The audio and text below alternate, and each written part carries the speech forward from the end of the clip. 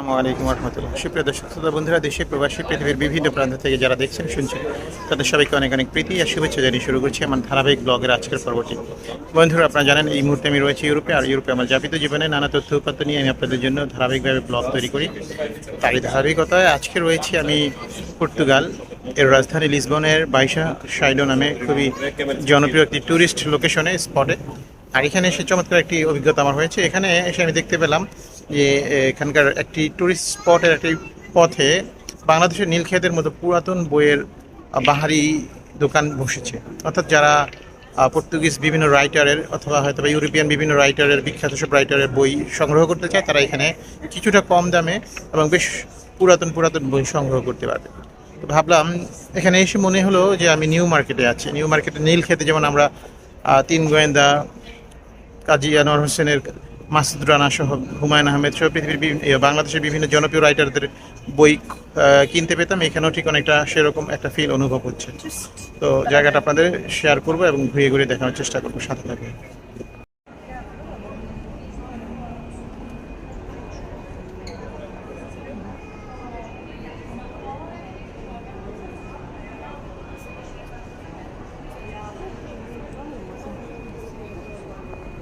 বন্ধুরা, আপনারা দেখতে পাচ্ছেন একেবারেই নিউ মার্কেটের আদলে এখানে থরে থরে সাজানো বই, পৃথিবীর বিভিন্ন দেশের সম্ভবত ম্যাক্সিমাম বইগুলোই এখানে পর্তুগিজ ভাষায় লেখা, কিছু ইংরেজিতেও আছে এবং অন্যান্য ইউরোপিয়ান কান্ট্রিরও লেখা আছে।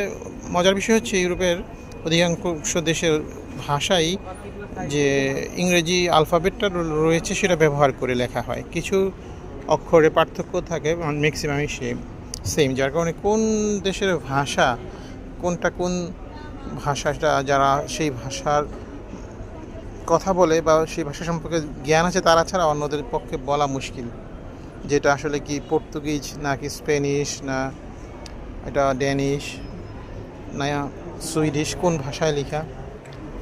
বন্ধুরা দেখতে পাচ্ছেন এখানে বাচ্চাদের কমিক বই, আমাদের যেমন চাচা চৌধুরী সহ বিভিন্ন জনপ্রিয়, মোটু পাতলু সহ বিভিন্ন ফ্যান্টম আমরা ছোটোবেলা পড়তাম, সাবু, চাচা চৌধুরী ইত্যাদি বই। এখানে এরকম অসংখ্য জনপ্রিয় কমিকের বই রয়েছে, সম্ভবত সবগুলো বই ইংরেজি এবং স্থানীয় কোনো ভাষায় লেখা।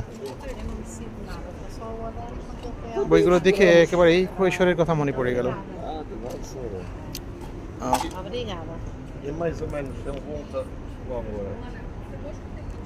বিভিন্ন দেশের পর্যটকরা এখানে ঘুরতে এসে বইগুলো দেখছে। এখানে রয়েছে ভিউ কার্ড, বিভিন্ন পোস্টার, আর্ট, বিভিন্ন রকমের এখানে রয়েছে পৃথিবীর বিভিন্ন ধরনের বই।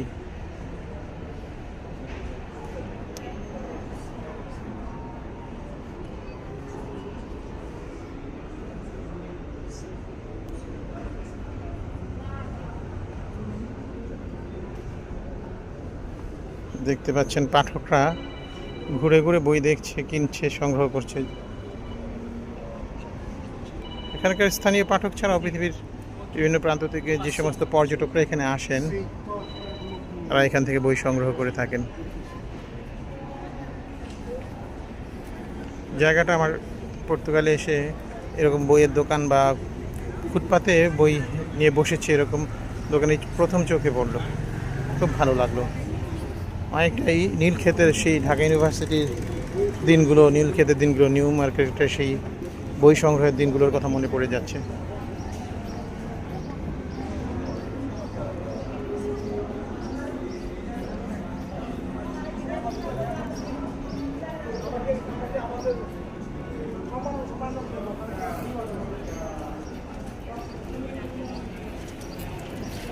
এখানে বেশ ভর দুপুর, কাঠফাটা রৌদ্র, যার কারণে হয়তো বা লোকজন একটু কম, কিন্তু রৌদ্রের তাপ একটু কমে আসলে আশা করি আরও অনেক দর্শনার্থী এখানে চলে আসবে, বইপ্রেমিক যারা রয়েছেন তারা চলে আসবেন।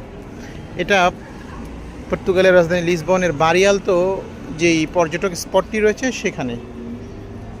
তো যারা পর্তুগাল থেকে দেখছেন এবং বই পছন্দ করেন, আসলে বাংলাভাষী ভাইদের জন্য তো এরকম কোনো বই নেই, বাট অন্য ভাষী যারা দেখছেন হয়তো আমার ভাষা বুঝতে পারছেন না, তো এখানে আসতে পারেন বাড়ি আলতোতে।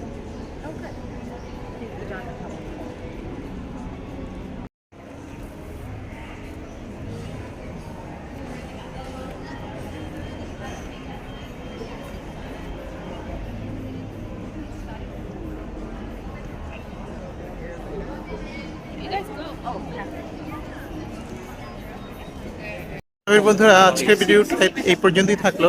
আশা করি আপনাদের ভালো লেগেছে। ভালো লাগলে লাইক শেয়ার সাবস্ক্রাইব করে আমাদের সাথে থাকবেন। আপনাদের কোনো মতামত থাকলে আমাদেরকে অবশ্যই জানাবেন এবং আমাদের চ্যানেলটির বেল বাটনটি ক্লিক করতে ভুলবেন না, তাহলে পরবর্তী ভিডিওগুলো আপলোড দেওয়ার সাথে সাথে নোটিফিকেশন পাবেন। ভালো থাকুন, সুস্থ থাকুন, সত্য এবং সুন্দরের সাথে থাকুন। আল্লাহ হাফিজ।